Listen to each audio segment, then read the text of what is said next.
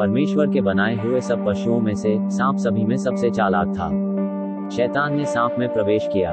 उसने स्त्री से पूछा, क्या परमेश्वर ने सच में कहा था वाटिका के किसी भी फल को न खाना?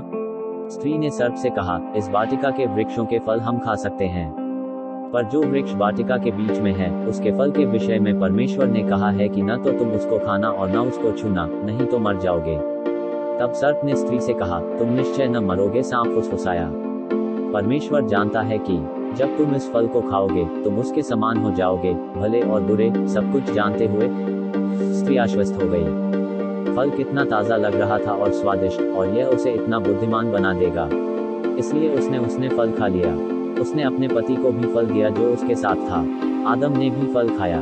उस वक्त उनके अंदर कुछ बदल गया और उन्हें अचानक अपने नग्नता पर शर्मिंदगी महसूस हुई, इसलिए उन्होंने पत्तियों को इस्तेमाल किया नग्नता को ढकने के लिए। तब यहोवा परमेश्वर जो दिन के ठंडे समय वाटिका में फिरता था उसका शब्द उनको सुनाई दिया। तब आदम और उसकी पत्नी वाटिका के वृक्षों के बीच यहोवा परमेश्वर से छिप गए। तब यहोवा परमेश्वर ने पुकार कर आदम से पूछा, आप कहाँ हैं?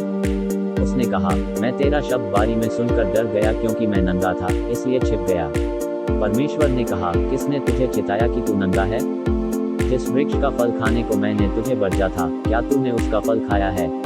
हाँ, आदम ने स्वीकार किया। आदम ने कहा, जिस स्त्री को तूने मेरे संग रहने को दिया है उसी ने उस वृक्ष का फल मुझे दिया और मैंने खाया।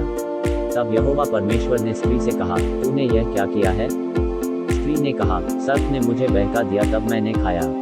तब यहोवा परमेश्वर ने सर्प से कहा, तूने जो यह किया है इसलिए तू सब घरेलू पशुओं और सब बनैले पशुओं से अधिक शापित है। तू पेट के बल चला करेगा और जीवन भर मिट्टी चाटता रहेगा। तब परमेश्वर ने उनसे कहा, क्योंकि तुमने मेरी आज्ञा का पालन नहीं किया और वह फल खाया है जिसे मैंने तुम्हें खाने से मना किया है, कठिनाइयाँ, बीमारी, विपत्तियाँ, संघर्ष और मृत्यु तुम सभी पर आ पड़ेगी। परमेश्वर ने कहा कि अब ये लोग अच्छाई और बुराई के बारे में सब कुछ जानते हैं।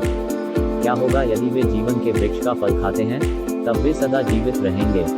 और यहोवा परमेश्वर ने आदम और उसकी पत्नी के लिए चमड़े के अंगरखे बनाकर उनको पहना दिए। परमेश्वर ने आदम और उसकी पत्नी को अदन की वाटिका में से निकाल दिया और जीवन के वृक्ष के मार्ग का पहरा देने के लिए अदन की वाटिका के पूर्व की ओर करूबों को और चारों ओर घूमने वाली ज्वालामय तलवार को भी नियुक्त कर दिया।